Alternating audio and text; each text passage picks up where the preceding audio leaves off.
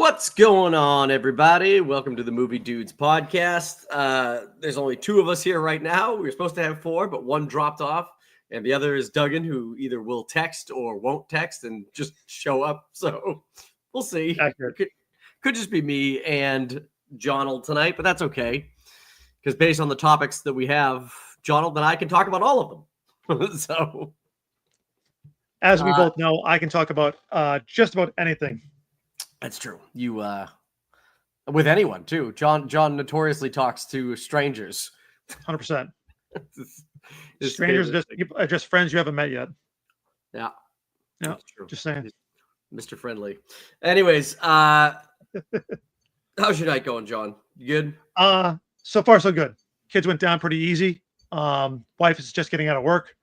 So I've been on my own for about an hour, which feels great. So excellent. Yeah. It's nice to get those breaks in there. How about yourself? Pretty good. We got. I picked up my kids and was on my way to pick up the baby from daycare, and then my wife called me and told me that my daughter's cheer, which is supposed to be tonight, which is like a 2-hour practice, got canceled because it was so freaking hot outside. So we didn't have to go to the field. I didn't have to cart the kids down there just to drop her off, which like my wife and I would do an exchange on a night like this, but between who's going to be at the field and who's going to be home with the kids. So yep. I didn't have to drop my daughter off in almost 100 plus degrees in the sun. So well, that's great, man. You know, it was nice. Very nice.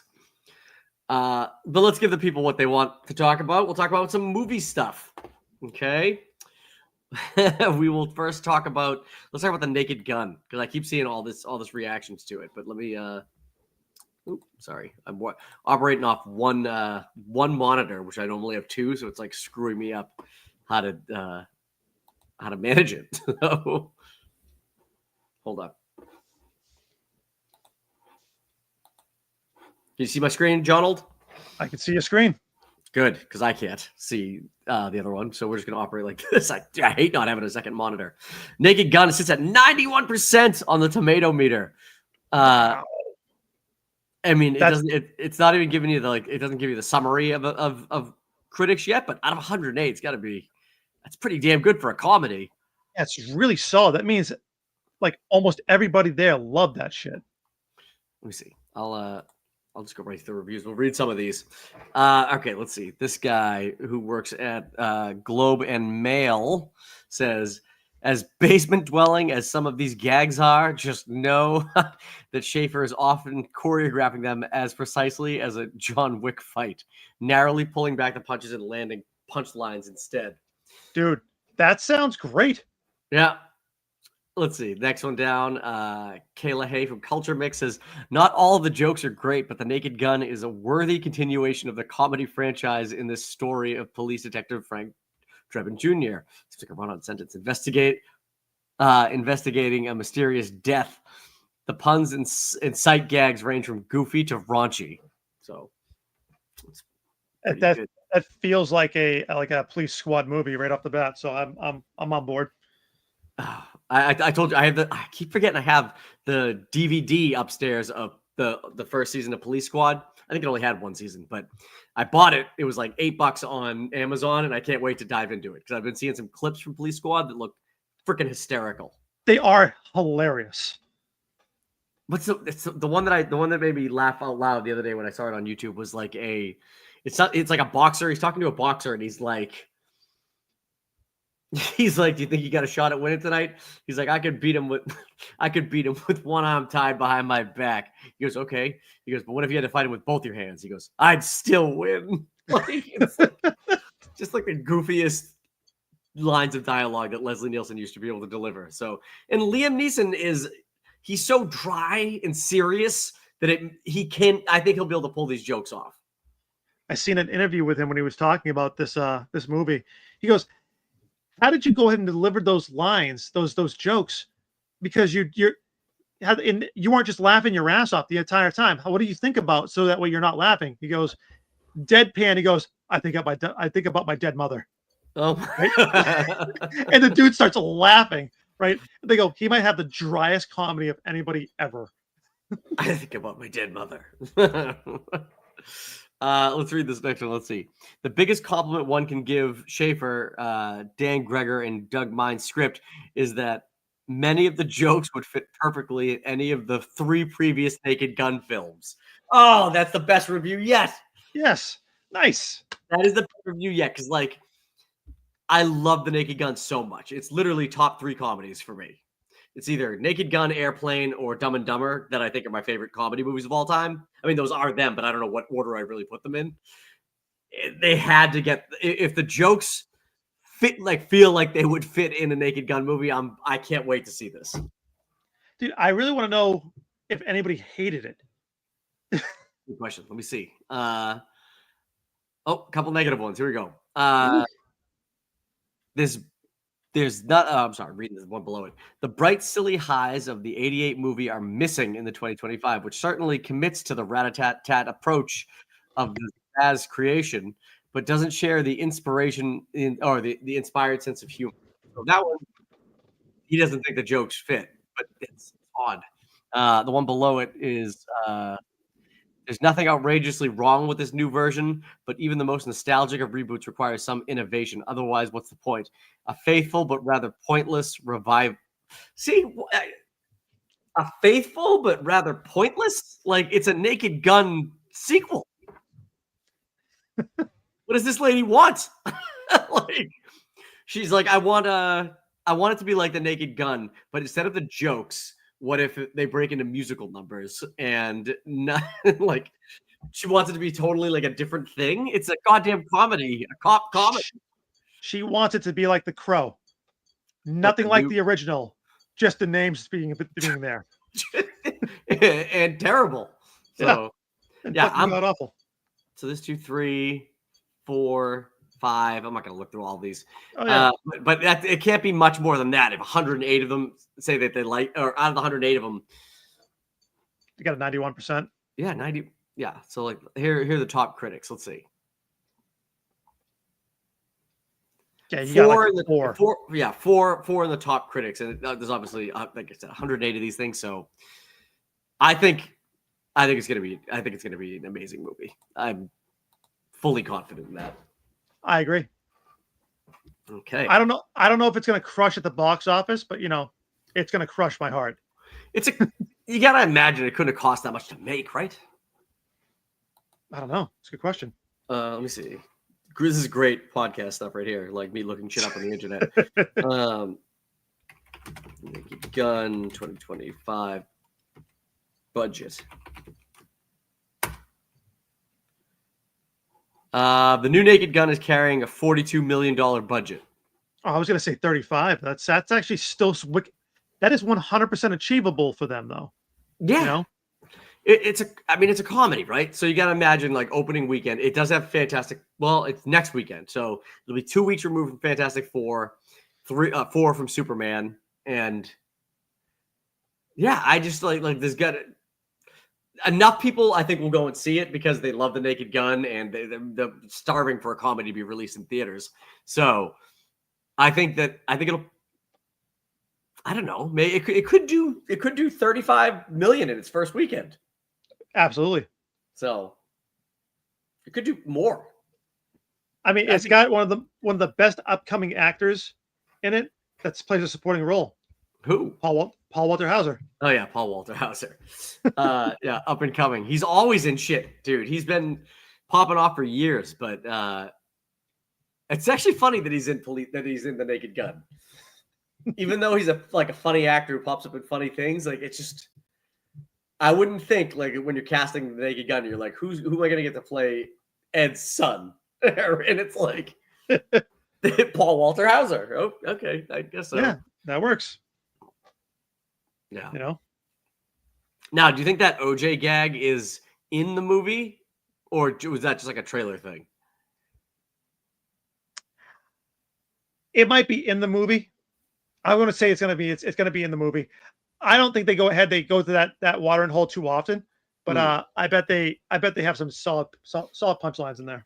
Do you think okay, my other question is this then. Do you think that other than the joke being in there, do you think that the character who's supposed to be Nordberg's son in that trailer shot. Do you think that guy's part of the movie as Nordberg's son, or is that Yes. just a joke? Yes, I You think he do? is. Yeah, because Nordberg was even part of Police Squad. He's in the show, right? So I think that They he's have to have a well, Nordberg. yes. How So you gonna explain that? I don't know. I'm not even worried about it. Oh man. That's good. No, Nordberg got sent up to prison. Why? Oh, he killed his wife. Yeah, they could write that right in. Yeah. I hate to Joke say that. right. I hate to say it's pretty offensive for the juice, but he was horrible. So I don't It is feel so what bad it about is. it. Feels real on brand right there. Yeah.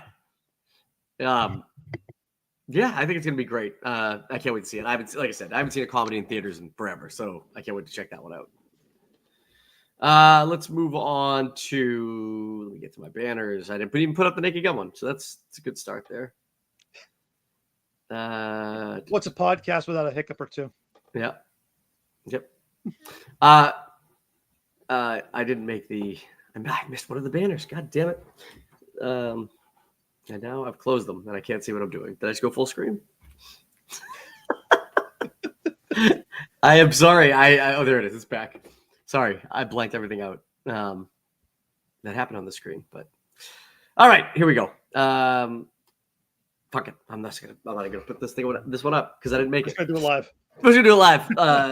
Superman box office. So, Ooh. yep, it crossed $500 million as of Monday. And let me see where it's at right now.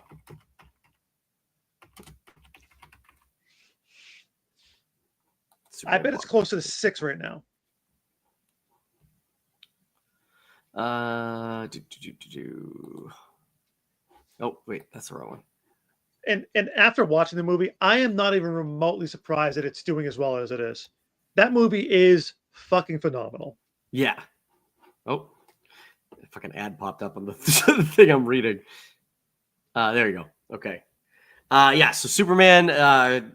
All the news is right now saying that it has just beaten Man of Steel in the domestic box office. Take that, Zack Snyder. Yeah. Where's that number even? Man of Steel earned 291 as a milestone for the domestic box office. And what does it say? What? I don't even know if it says what Superman's at with its domestic right now in this article, which is fucking stupid. But domestically, yeah, it doesn't even say in this article I'm reading. What a waste of my time. That's good. But it crossed. It is domestically. It's at like maybe it's at like 350, something like that. So that's pretty. Wait, you looking it up? Yep. What's it saying? It's at 296 million. Yep. 742,483 for domestic and 214 million international for a total of 510 worldwide. Okay. No. There we go. Thanks, John. Yeah, no problem. We're going to the facts guy really quick, John. Yeah, so that's amazing that it crossed that. I think domestically it'll probably end its run around. I don't know. Do you think you cross 350 domestically? It's coming towards the end of the month. It's entirely possible for repeat views. Absolutely. I think that it goes ahead and ends somewhere in the area of 585 mil. You think that's going to be the I think it's total? going to be at the total. I'm hoping it gets, because I think their plan is they're to keep it in theaters for all of August. So I think it's kind of, I don't know. I feel like I want to see it again. And I'm sure there are other people that have only seen it once that want to see it again. And there are people who keep going to see it. So I don't know. I think it's got a shot at like 650 plus. I mean, it's entirely possible. I mean, we know people that haven't seen it yet. So I love Superman. Got to see it again. Yeah. John, this might be the fastest podcast we've ever done. That's 15 minutes. Jesus, we've only been doing it for 15 minutes. Tight 45. Tight 45, dude. It's gonna be tight 30. This is gonna be like that. It's gonna be. We'll be able to put it in the shorts. Dan Bags is going to be so pissed because he constantly says tight 45. We go Yeah. way over it every single time. Oh wait, before you get into the Fantastic Four talk, I saw another goddamn ad for Together, and It's commercial's awesome. horrible. The eyelash things, the eyelash thing sticking together, like starts the fucking the clip out, and it was like my kids could see these things on YouTube. They're getting ads for weapons, for God's sake. And I don't mean ads for like guns. I mean they're literally. I've seen my son pull a sheet over his head because he sees the trailer for the movie Weapons. Dude, tell me that gas station scene is not absolutely unnervingly terrifying. Yeah. You know how we were like kind of laughing about the eyes in that situation, in that scene? Apparently one of the reviews I read said there's tons and tons of comedy beats in Weapons, like genuine funny moments. Like sometimes they're like they say there's like eerie setups that like you think is gonna lead somewhere scary, but it leads to a really funny moment. But it's like a check yourself kind of funny, like, oh thank God. And then like you're laughing at what's happening and not a fucking scary scene. So it's almost my movie idea. That's excellent. That's excellent. All suspense, no scare. No, but then they said that there's other moments carved into the movie where you think it could go either way. It's either going to be fucking terrifying what you're going to see, or it's going to be a comedy part. So, dude, I'm so looking forward to seeing it. I am too. I think I have to see it in theaters, even though you know how I feel about horror movies in theaters. Oh yeah. Big fucking wuss, but hey man, we all have things that we are not comfortable seeing in theaters. So, well, Together is definitely one I'm not seeing in theaters. But yeah, I saw the ad for that today, one of the commercials, and it was just like, it's so gross. Why is it so gross? Like I said, I can watch everything else about that movie, but that eyeball shit, I am not comfortable with in the slightest. Yeah, it's fucking gross. It's like the worst. Yeah. All right. Let's get into something that's a little better than the worst. And that'll be our Fantastic Four spoiler review. If you guys start out of the theater reaction, we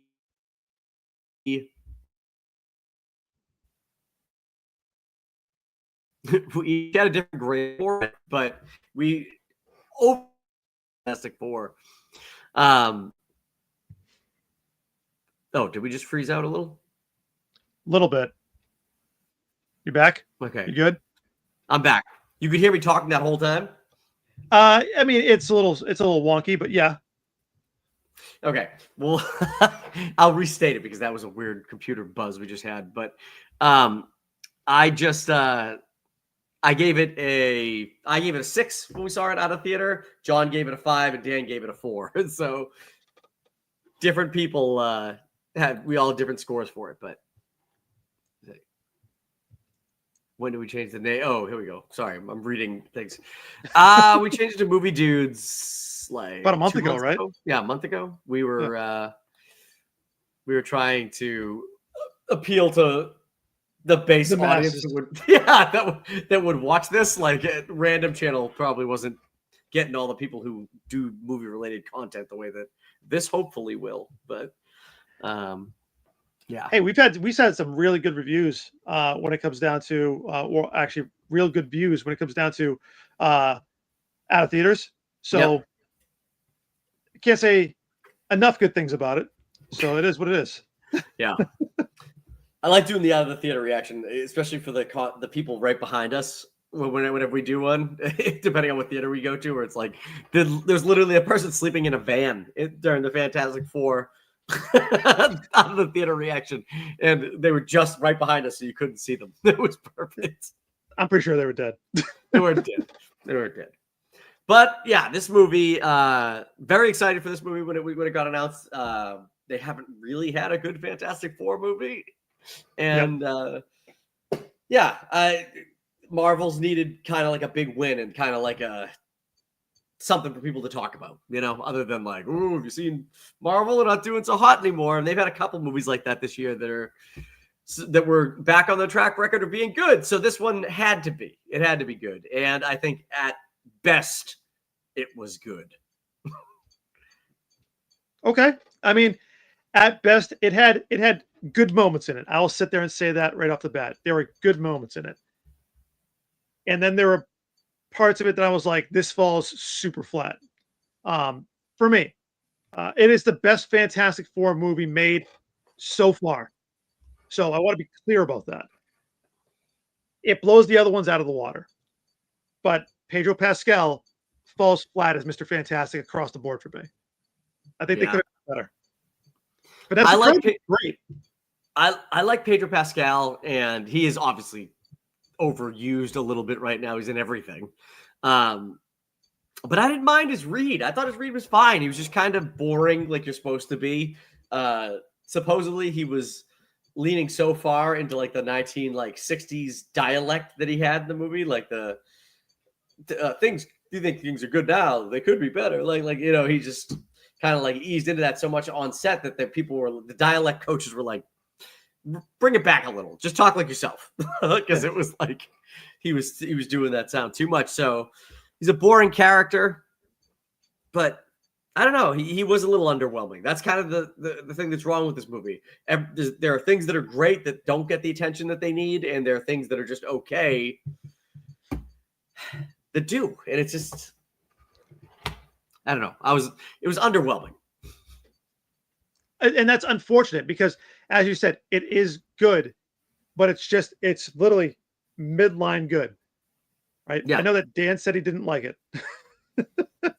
Okay. I'm shocked he didn't like it because, I mean, he was the Marvel guy for years. He didn't even like any DC properties, and then after he saw Superman, he's like, Fantastic Four needs to be amazing, or like this might be where I lean with my superhero shit now because this was so good.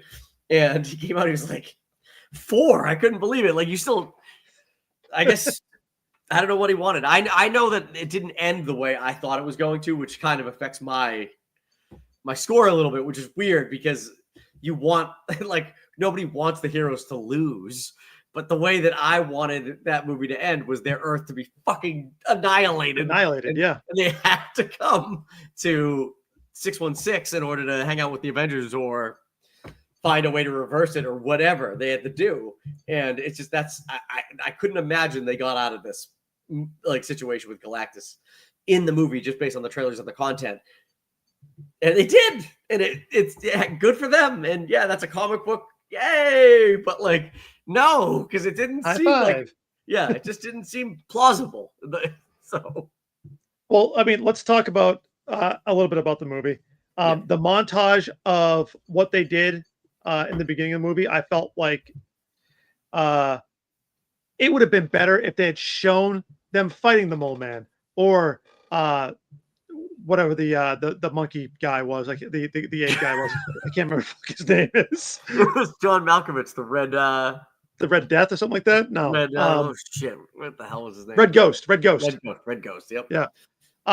It would have been great if they had shown those battles going on, right? Not just been like montage. This happened, right? I'm like, I need more. It's a good way to give a backstory without having to do like, I don't want to do a real origin story with these characters. So quick little montage. I liked that. Again, the aesthetic of this movie is great. I loved the 1960s television feel to the montage and to the reporting on the Fantastic Four and all that stuff. I love that. Love the style. Loved the retro 60s future look for like Tomorrowland. Look, loved all of that. Like the clothing designs, everything. It worked great. But a montage, it doesn't grab you the same way as like just jump. I think the movie should have opened with Galactus eating a fucking planet. Yes. Like a planet, and then send Silver Surfer off to find Earth. Then you cut over to the Fantastic Four, like Earth won't know what hit him, and then all of a sudden it's them saving the fucking day. Like that's what I would have opened with. 100%, because it shows the menace of Galactus, that he is this problematic thing that you have to go ahead and deal with now. Right. And let's just hop right into that. He is not menacing in the same way that your Thanos or even Ultron was menacing, Right. right? Like the puppet, like the Pinocchio style scene that you have from Age of Ultron when he comes out in the dilapidated Iron Man suit. You're like, that's creepy as fuck. You're menacing as fuck. Get the Mhm. fuck out, right? Right. That's what you wanted from this, and instead you got old geriatric Galactus being like, "Give me your baby," Hmm. And I'm like, "That doesn't work for me." I mean, he's in the chair most of the movie. he even shoots out of his ship On the in chair. chair on chair into the Pacific Ocean or the Atlantic Ocean, right? And then he just climbs out of it. Like he couldn't even come to Earth, not in the chair. Like it's just funny. It's funny. I think he's funny. I don't even think he was like the design looked right for the character, but he didn't look 100%. real. Like he didn't seem real to me at all. He seemed so CGI, which obviously he's fucking CGI. But I don't know, like Thanos looked fucking real-ish, Yeah. So Like I mean, Galactus looked okay for me. I like the comic book Galactus. He looked fantastic, right? The bending down to sniff the grass that he picked up out of the ground. I sit there and go, seems a bit much. I don't know. That's just me, right? Um, I think the underutilization in the battle with Galactus of the Thing, right? Just not good. Just that entire battle scene, it was there. It had interesting parts to it, right? But like the underutilization of the Thing was criminal, right? He's your heavy hitter, you know. Um, Johnny's okay in that. Sue steals the show, obviously, in that. Right? yeah.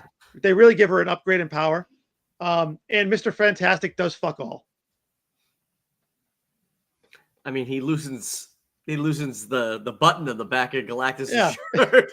He's like, your button's loose now. Nice. He undoes one of his 4 lava corks. He's like a bad guy in a video game. It's like he attacks and you gotta avoid him, but then like he'll just turn around for a minute and like it's like quick attack the spots, and like Right? that's how they should have beat him. But no, Reed was useless in that fight, and He almost got torn in half.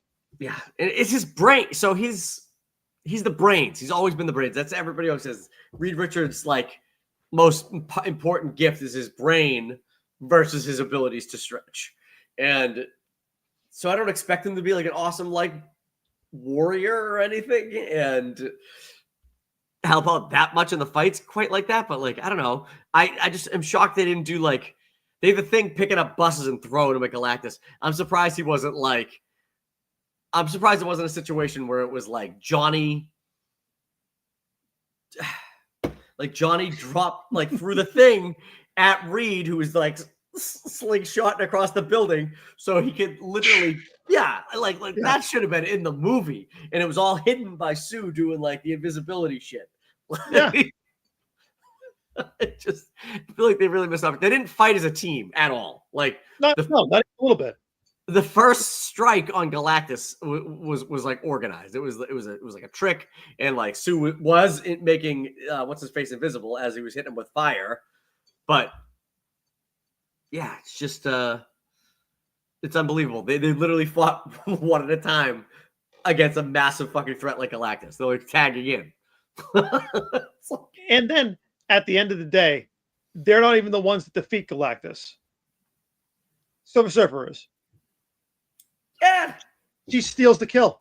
She does. Yeah, she does. She stepped in and got the XP on that. But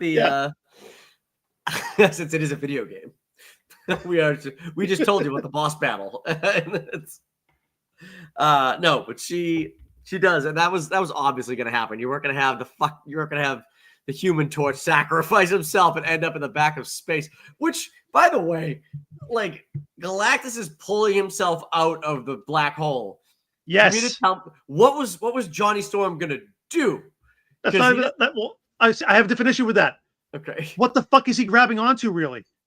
To come back? Yeah. He goes through the hole to the portal. He's like, oh no. And he's gone. Mm-hmm. Right. And all of a sudden he's like, oh, I'm coming back through. Like, bro.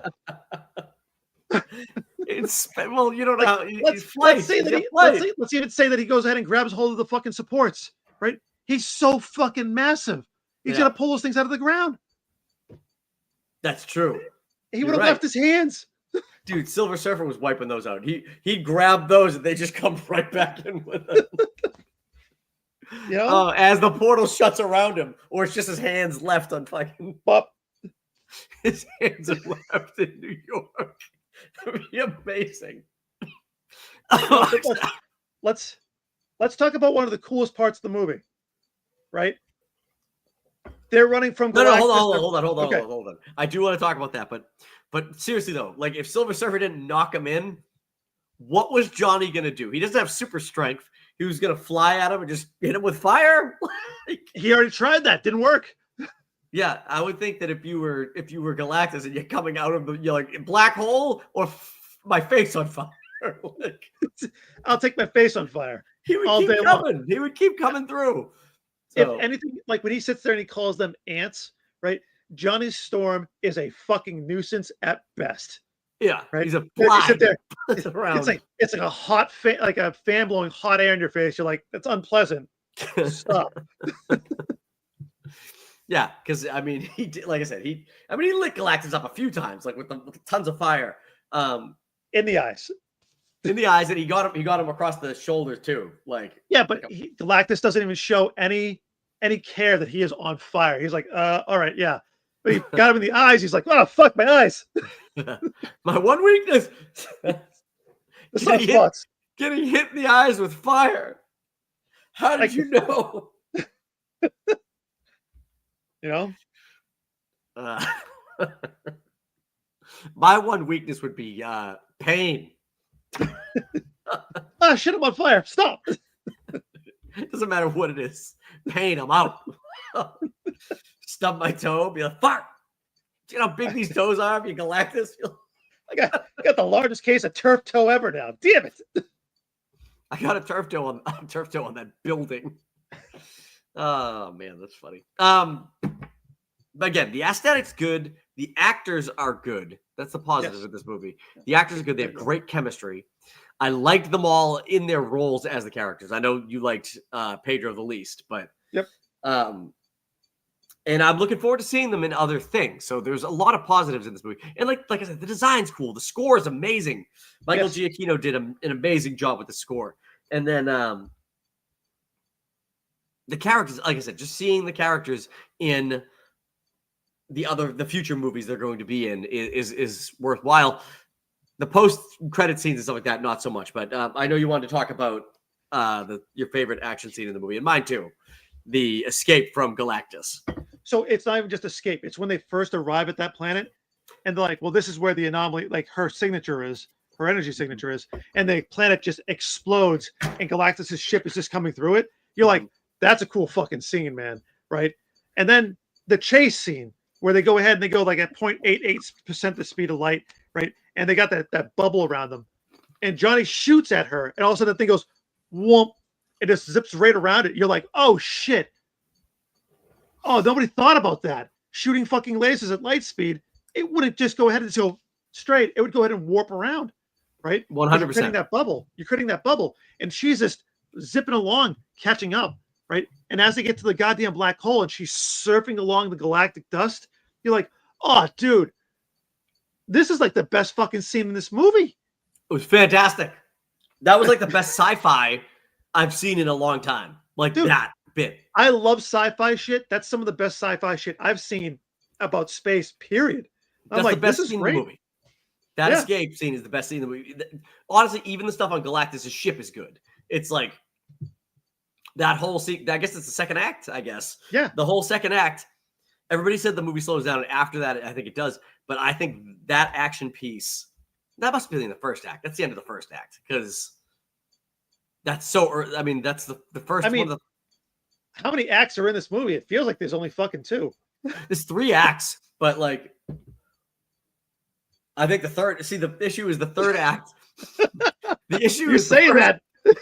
No, because the first act ends like... If you were to break it up, the first act ends when they get back from Galactus. Like, that's it. Like, because then the next bit is, we're at home. What the fuck are we going to do?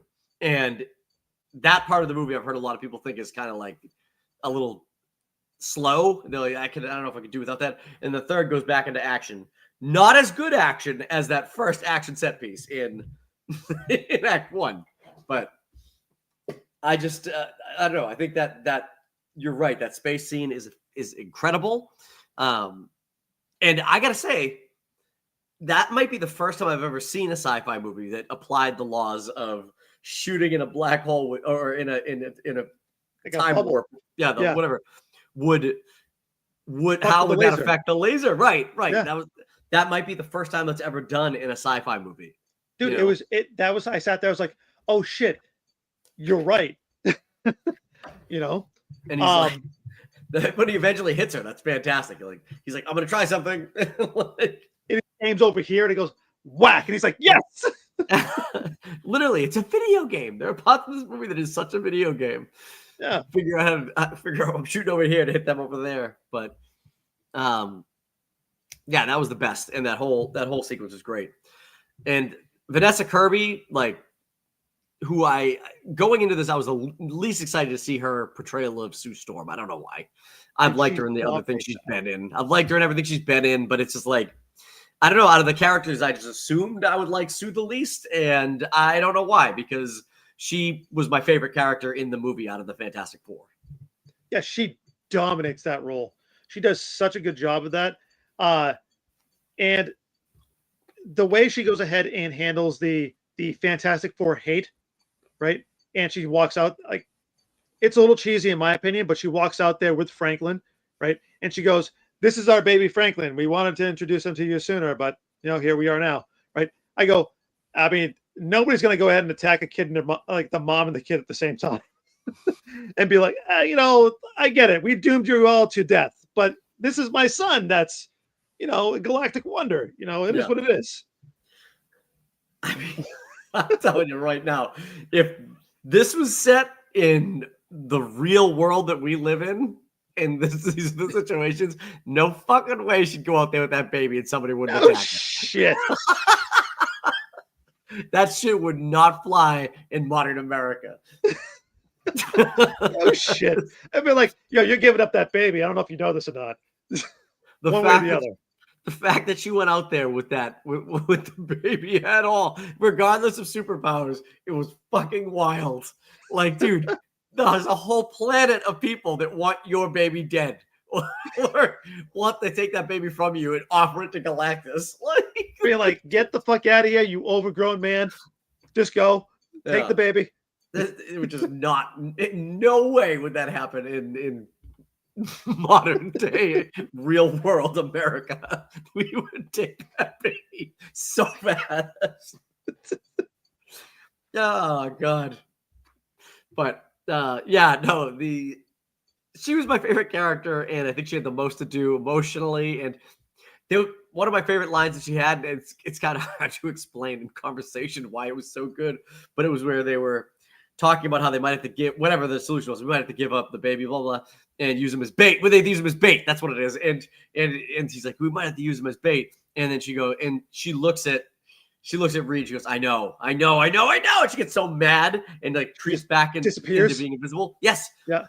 Like that was such a real reaction thing that a mom would say, like on that realization. That was wicked good.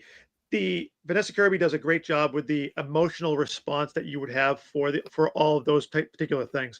I understand that Reed is like a little bit more cold calculating. I understand that he's supposed to be like a Pedro Pascal. Like I said, I think he falls flat. Like the parts where I think he does well is where he's explaining something that sucks, right? Mm-hmm. Like that, and that he's like, I don't want this to be okay, right? But he's like, yeah, no, I've already thought about this already. And I was like, no, it seems like you have. I can see it in your face. And that looks like it sucks. He does a good job of displaying the emotional part of it. I don't know. I guess I just don't like him as Reed. And I don't like the fact that they left out Johnny's playboyness. Yeah. We talked about that. Yeah, they kind of, again, they glossed it over. I guess, again, in the movie, with the exception of his the awkward relationship or sadness that links them or whatever with him and the Silver Surfer. Like, there was really no, where would the room be in this story for him to have like some random Playboy action, you know? I don't know, like him walking out with like a secretary. It's the 60s, like Mad Men style almost, being like, hey, see you later. Right. You're right. Like the first time you see Johnny Storm, it would be like, it would have been funny if he was like walking past, just even in the Baxter Building, and people outside are like Johnny, like you know, Oh, like yeah. go, like the girls that were so excited to see the Beatles, like they lost their mind, like the poodle skirt shit they would have worn. I don't know. So like Ben's story, Ben Grimm's story, it feels like it's not even remotely required for the movie. Yeah, his backstory is there's minutes, like seeing like quick shots of things where you're like, that's his struggle with his gifts. Yeah. You know? Yeah. But they really don't spend a lot of time backing it up at all. Like there's no real he gets the short chance. I'd say he gets the least to do in this movie. Yep. 100%. So, but he was so damn likable. Like the way he'd pop up and like his dialogue, but any of the scenes he has with Johnny are fantastic. But his softness for being such a big like rock dude, they like really made him like a real softy. You know, he was like, oh yeah, and that's extremely well done by Evan, right? His acting ability on that's fantastically done, right? And it's fantastic script writing. You know, he did. That's just it is what it is. You know, that's what you want out of your Ben Grimm is to be a guy who is struggling with the fact that he's always going to be a rock, right?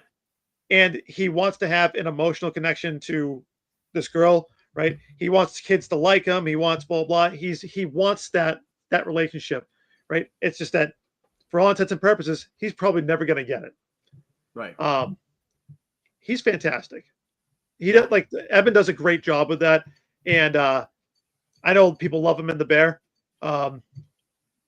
Nice job all around for him. Yeah, he was a great cast. The casting was. I wouldn't have cast Joseph Quinn as Johnny Storm. You know, I wouldn't have. But after I saw him, I was like, you know, he's pretty damn good as Johnny Storm. He's like, he's selling like the parts of Johnny Storm that like that MCU people will like gravitate towards. Like, oh, I like that he's like kind of caring and like goofy and bumbling, and that's like just a character type that you could just like, right? So they kind of cut out the Playboy stuff like that too. And it was 1963. We don't really know what like a 1963 Playboy of his stature would be, you know? So sure we do. Yeah, I guess we do. But like, it isn't like Bruce Wayne like jumping into the fountain with the two Playboy models. Like that's fair. That's fair. You know, it's even that's too risque for what I imagine 1963 Playboy is. But at least in this kind of movie. But, no, I thought he was great as Johnny Storm. I thought Evan was awesome as the Thing, and Sue was awesome. I mean, really good as Vanessa Kirby was really good as Sue, and Pedro was decent as Reed. He's the weakest of them, I think, but not bad. I mean, again, I stand by my 5 on it. Could be better. Could have been a fuck ton worse. So I like where it was, and I want to be clear. Just because I am giving it a 5 does not mean that I did not enjoy this movie. I enjoyed the movie. So it's just that I think it could have been better on the overall. So yeah, I was left like I said, underwhelmed by it, but I gave it a 6. And I think if I saw it again, I think it would go up. I think maybe 6.5 for me. 7, somewhere in that range, between 6 and a 7, because there were a lot of things I liked. And now that I know it doesn't end the way I thought it was going to end, I think if I saw it again, I might be able to enjoy it more, knowing that it's like, oh no, they're just going to win. Right. So stupid. Going to a superhero movie and I didn't think they were going to win. Well, it's because you wanted a little bit more of a dark story. You know, they have a world that got eaten by a giant man. You know, and that's how they go ahead. They get transferred over to the next universe. That makes the most sense. You know, Yeah, so that's exactly what I thought was going to happen, but so that's okay. I thought it was good. The post-credit scene. I'm only going to talk about the one because the other one was stupid. But Doctor Doom just kind of showing up, looking at Franklin. What did you think about that? Um, while fantastic, I also think it might be unnecessary. Right? Uh, it's one of these things where if he's been present on the world the entire time, right, he would have had a plan in place as well, or he would have been working with Reed because even though he doesn't like Reed, right, he also doesn't want the world to end. So he would go ahead and he would have gone ahead and used his abilities to go ahead and work with him, right? Now he might go ahead and fuck Reed over at the end of it, sure, absolutely, or try to push him through the fucking portal as well.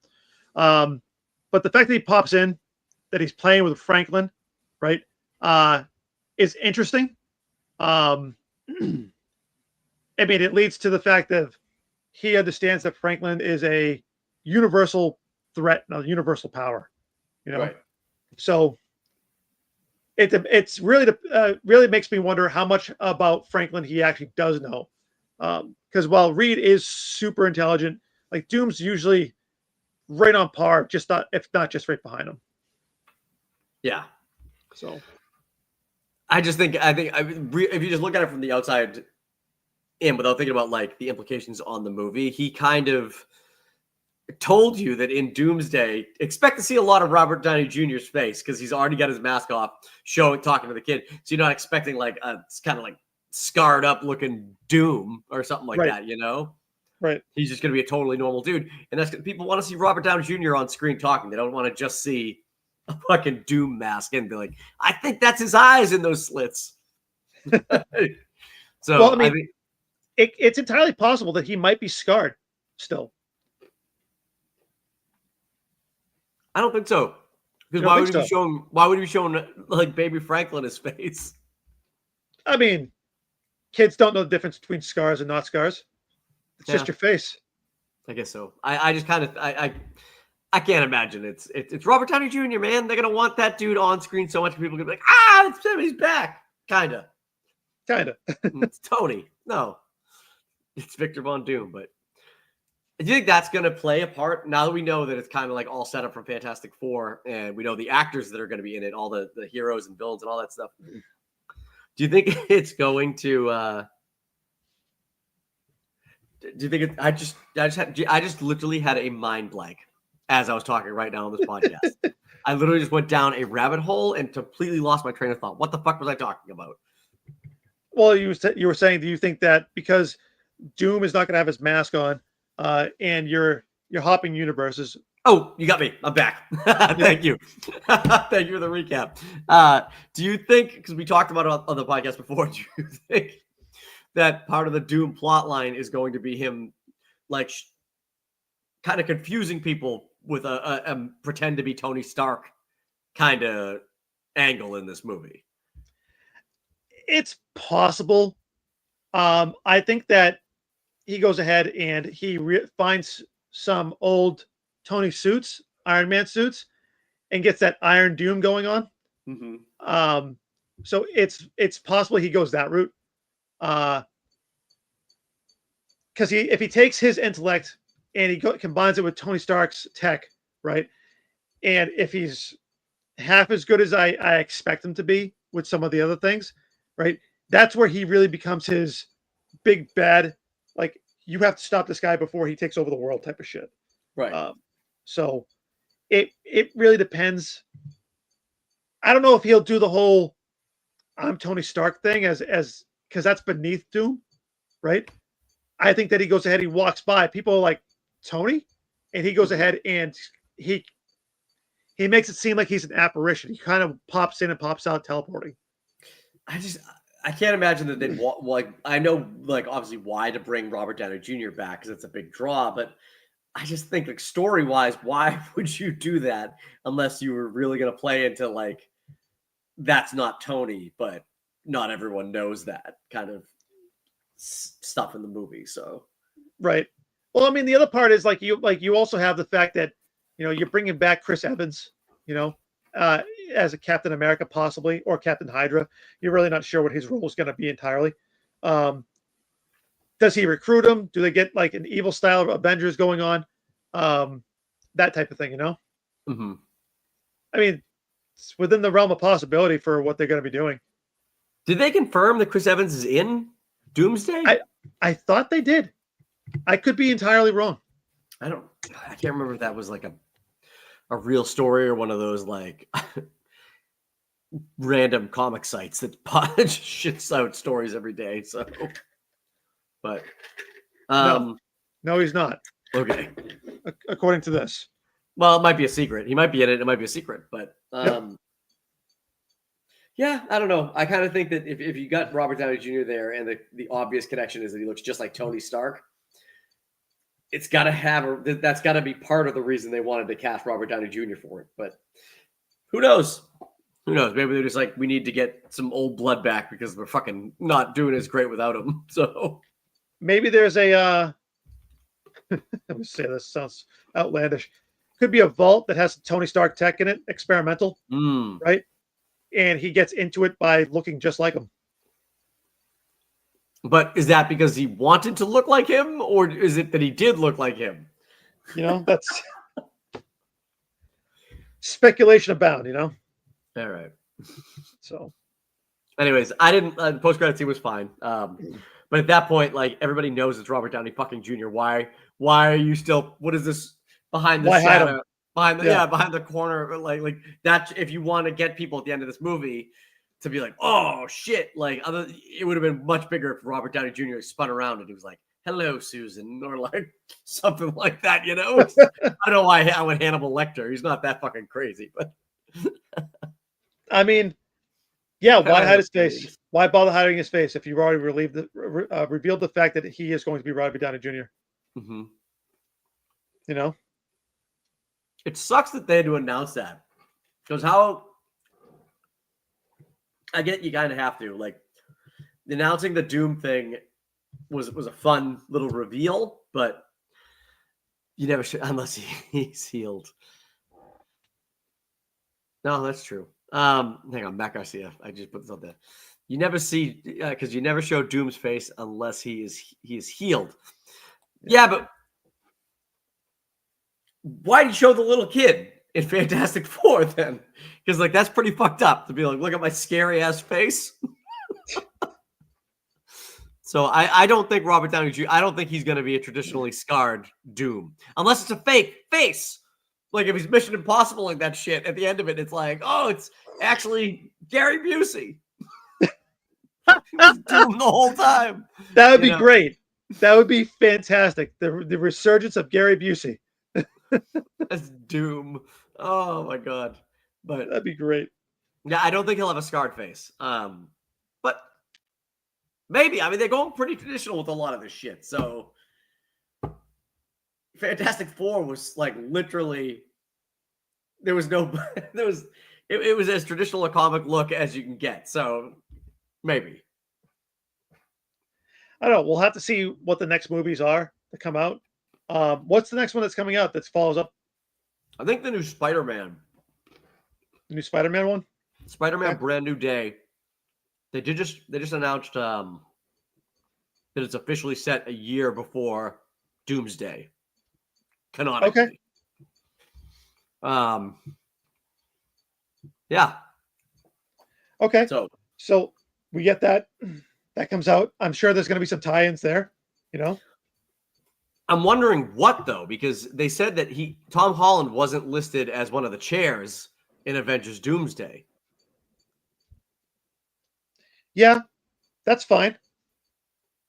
Because it could still be the Fantastic Four that arrived with the Baxter Building in New York.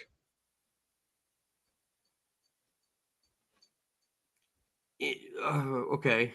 So you think the Fantastic Four, because from the announcements that have happened, it's Hulk and Punisher in this movie. How do I can't imagine they're going to stuff the Fantastic Four in there too. Post scene credit. Boop, pops in. And they go, what the fuck is that?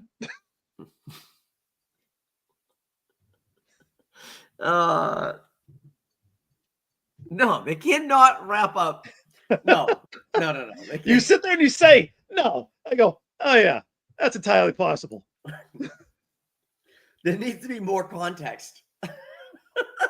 Does there though? We can't keep getting away with like post-credit scenes that have nothing to do. There should not be like a post-credit scene at the end of a Spider-Man movie that had nothing to do with what happens in Doomsday. That sucks. I mean, I hear you.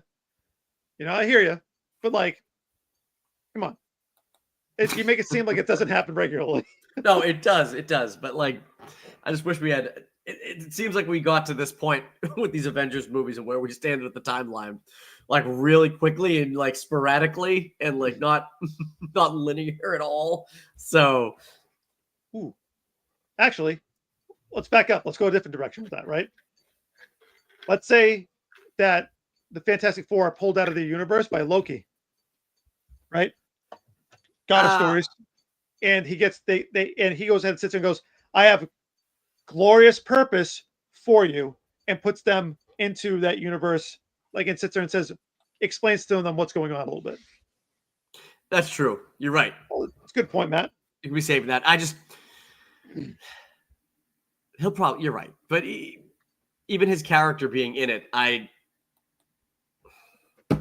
guess that would do it. I guess it would. I'm sick of post-credit scenes just like being more than they have to be. Like, they should be related to the movie and related to the next movie. So you're right.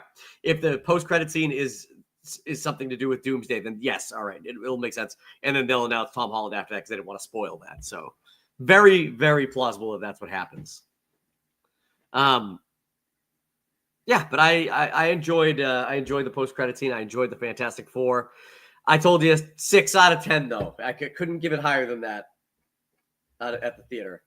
But I think I want to see it again. I think I want to see it again now because that's now knowing that it doesn't end in like the destruction of a planet and them fleeing to our the 616 universe, which is what I thought from the jump was going to happen. Which would have been rad if Earth and dude, if they destroyed Earth, that would have been like, oh shit, you got to go see this fucking Galactus ate the Earth. I'll tell you what, it is a family-friendly comic book movie, so it is that, right? It's not Superman, Lex Luthor playing Russian roulette and getting through a second round. 8.5. 8.5. Jesus. Matt loves comics. He's like a big comics dude, so it probably meant more to him than me. but that's what Superman was 9 for me. I love Superman comics. I've loved Superman since I was a kid, and it did everything for me. So if Fantastic Four did that for you, that's awesome. I just thought it was kind of boring, and I thought it was underwhelming with Galactus specifically. Everybody said that they loved him and how scary he was, but I thought he was kind of underused and almost wasted because he was irrelevant for most of the movie. I mean, hey man, everybody has their different opinions on this. 8.5 is high praise, man. I'm happy that you enjoyed it. And like I said, I enjoyed the movie. Still 5. Better than Dan's 4. Dan gave it a 4. Yeah. It was the MCU's first remake. Yeah. I will give you that. It is better than everything else before it. Yep. So, although I keep seeing like they keep I don't know, like it's like YouTube has been obviously with Fantastic Four being in theaters now. They keep like popping up all of the Fantastic Four ones with like from the early 2000s, both those movies, like Johnny's, like Chris Evans, like snapping the flame on and like snapping the flame off. Like I was watching that one today, and it's Michael Chiklis was horrendous as the Thing. I liked Michael Chiklis as the Thing at the time. I still do. I think he did the best he could with what was given to him. Like, I think that I went ahead and watched it before, and I was like, no, that's not that bad, right? But now I watch it, like I look at the way Evan did it, I go, no, it's pretty bad. It's Yeah. not as bad as the Michael B. Jordan remake thing, which is horrific. But like, Yeah. So bad. I hated Fan Four Stick. forced it. Yes, It was, well, that's what it says. That's how the I know. the tag I had. know. Everybody calls it Fan Four Stick. You don't know that? No, it was easily the best Fantastic Four movie, and I liked it. I didn't like it as much as Thunderbolts. I thought like Thunderbolts to me was like a 7.5.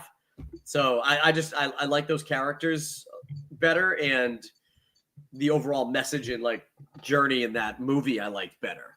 So I agree. I think Thunderbolts is a fantastic movie. I think that it doesn't get enough credit for what it is. You know, I think these are two movies that are probably going to get. I know Matt Garcia here gives it an 8.5. I know a lot of people are giving it something similar. yeah, So it's very well received, and I can't wait for the next movie. So I'm telling you, it would jump 2 points for me from a 6 to an 8 if Galactus ate the Earth at the end of the movie. I'll tell you this right now. Yes. I'm not, 100%. no lie. That was just I obviously it worked out well for their story and good for the characters. They didn't have to see their planet destroyed, but I would have given it a freaking full-on 8 if Galactus ate the planet. They jump into their spaceship and they fucking just jump to another universe to try and make up for or find refuge, I guess. But Yeah. and then it could have played if that was the case, and they rolled into Doomsday with that as the fucking like lead in, and then Robert Downey Jr. is like, "You let my fucking world get eaten." Like, it was like, Oh God, that'd be the best like revenge I plot. know. Like you'd almost be like, "Yeah, dude, Doomsday. Doom gets to kill you guys. You fucked up." But like you'd also be able to have that path to redemption because Franklin's abilities to go ahead and Right. just go. Hey, we're Well, back. I get that because the solution there is just like retreading the fucking Infinity Gauntlet. Yep. But like, that doesn't mean it wouldn't have been a good one. Oh yeah, no, it would be fantastic. I completely agree with you, man. They have to Come on, boy. have to refuge on Earth 818 or 616 until Franklin is coherent enough and like has enough control of his abilities to bring the fucking planet back. It's been 15 years. Slap. We're good. Lazy son of a bitch. I know you know how to do it. I know you. I saw you make a moon. I saw you make a moon the other day when you didn't think anyone was watching. There, that'd be great. That'd be fantastic. All we need you to do is bring back our planet and every single person that died when we let Galactus eat the planet because we wouldn't give you up, you lazy piece of shit. Get over there and clap your fucking hands together. Like, I don't even know if that's how Franklin. Shazam! Yeah, I don't know if that's how his powers work, but Oh, that'd be great. that'd be hilarious. Anyways, Anyways, we're gonna wrap up the podcast here. tight 45. It's an hour and 3. Still wasn't bad. We're gonna thank everybody who clicked on this video, started watching it. We appreciate that. Do us a huge favor if you're catching this on the rewatch. Click the like button, subscribe to the channel, and we'll come at you with another review in a week once we have some more shit to talk about. So, Absolutely. bye. I didn't press the video. We're just on screen until